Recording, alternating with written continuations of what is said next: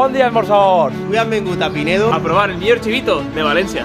per a picar trauen una ensalada de qualitat que no ens esperaven trobar tan prop de València capital. Ells mateixa la alinyen i la veritat que la tomaqueta estava espectacular. I així tenim un dels plats que més ens va agradar, les seues costelles macerades i rebossades en panko. També elaboren ells mateixa les seues pròpies croquetes.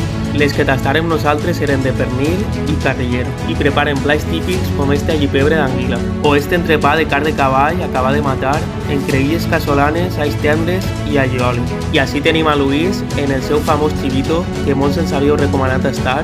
Està fet al moment i en productes de proximitat, com el pa que era del forn i enfront. També per 2 euros i mig més pots demanar la barra salsera. Per acabar tastarem una torta de cremaet que ens va sorprendre molt i el seu cremaet fet al moment.